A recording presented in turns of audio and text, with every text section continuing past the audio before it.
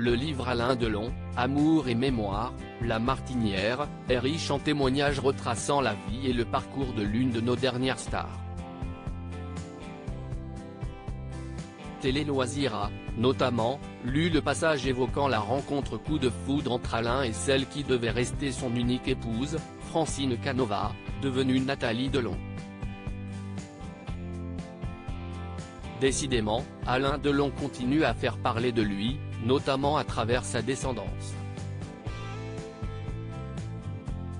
La triste découverte ce 20 mai 2023 du corps d'Harry Boulogne, le fils qu'il aurait eu avec la chanteuse Nico, puis la réaction, digne, d'Anthony Delon à l'annonce de cette nouvelle, ont ravivé les blessures d'un passé occulté par la star. Une autre évocation, douloureuse pour le héros de la piscine, se trouve dans le livre Alain Delon, Amour et mémoire, paru aux éditions de La Martinière et que Télé Loisirs a pu lire. Elle concerne précisément la mère d'Anthony, l'actrice Nathalie Delon. Cette dernière est décédée, à 79 ans, le 21 janvier 2021. Mais elle avait pris soin par le passé de témoigner, à plusieurs reprises, de sa relation avec Alain Delon.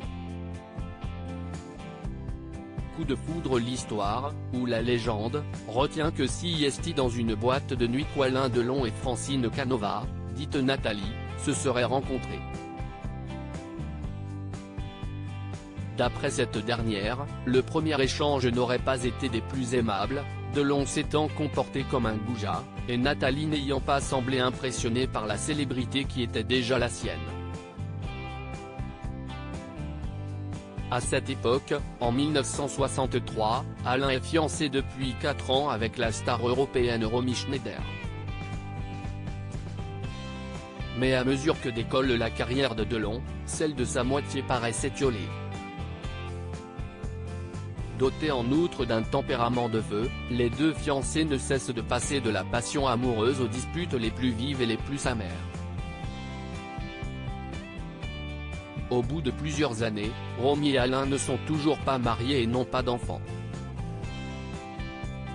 La réputation d'un Delon volage n'étant pas usurpée, leur relation prend l'eau. Le choc n'est pas moins rude lorsque Romy Schneider voit, dans la presse de l'époque, la brune Nathalie s'afficher aux côtés de son homme sur le tournage espagnol de La Tulipe Noire. Mais lorsque, de retour d'un voyage professionnel, elle découvre leur appartement vide avec un bouquet de roses et un mot de rupture d'Alain, Romy s'effondre. Il venait de trouver un autre lui-même si est enceinte d'Anthony que Nathalie Canova unie, en 1964, son destin à celui de Delon. Quand il épousa Nathalie, écrira Pascal Jardin, écrivain, scénariste et ami de la star, je fus estomaqué par leur ressemblance. Il venait de trouver un autre lui-même. C'était lui en femme. Elle était sa maîtresse, sa sœur. Quelques mois plus tard, Anthony Delon naît à Los Angeles.